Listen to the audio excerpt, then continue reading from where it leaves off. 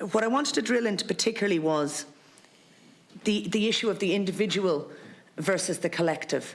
And over a year ago, I sit on the Committee on Employment and Social Protection, and talking to Minister Doherty at that time about the many sectors where we can see it's coming down the line. You know, perhaps we didn't know the scale of it in Portnamona, but we knew it was coming down the line in many sectors, that these areas and sectors were about to change. And could supports be offered to workers while they were still in work? And that key issue, whereby we're told that these supports are going to be there, but it seems these supports will be there after you get your P45, potentially. You know, so there was the answer at the time was very dissatisfactory in that it was, we wait for them to be unemployed and then we'll give them supports. But at that point, of course, it's an individual, and it's an individual who may get education, who may get training, who may or may not get a job out of that training, versus the kind of collective solutions. So that kind of issue of redeployment, which has been touched on here, I think is key. If you could tease out a little bit what redeployment might mean in these contexts versus simply retraining after redundancy, or indeed new jobs that may be lesser quality jobs, as we've heard very clearly in terms of the contracts that are there. So that when we are quizzing Portnamona and ESB, we can be clear on where redeployment should be fitting into it.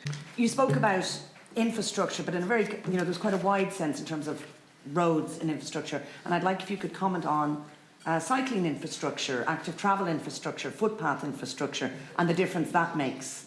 Because that is important as well, particularly in rural areas, I'd like it commented on, but also in terms of urban areas, in terms of the livability and air quality, for example, within urban areas. So as a subsection of infrastructure, because often it can kind of be lumped into the general thing in the discussion on roads. I was very struck by what you said in terms of the frequency of transport and the volume of usage on the rail networks that we have.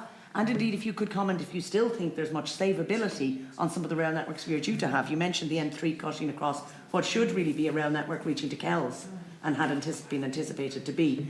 So if you could comment on the residual rail network that we have let atrophy, and also the intensification of use. For example, the Wexford train line, which I talk about again, which has 2 or 3 trains a day, and that's it. But I might just begin in terms of the Renewable Gas Forum. I suppose there's a general point which will actually relate to one of my questions here, which is that, you know, when we declared a climate emergency, we also declared a biodiversity emergency.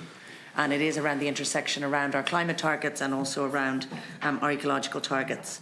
And I would share some of the concerns that Deputy Ryan has raised, given that, you know, Ireland sponsored the report to the UN in terms of land use, the issue of land use, the issue of how the transfer of land, for example, to the growing of fuels versus things. So, I mean, the ideal, of course, is that we're looking at biofuels coming as a byproduct and a byproduct of ethical farming practices, and that's kind of where we're wanting to move to.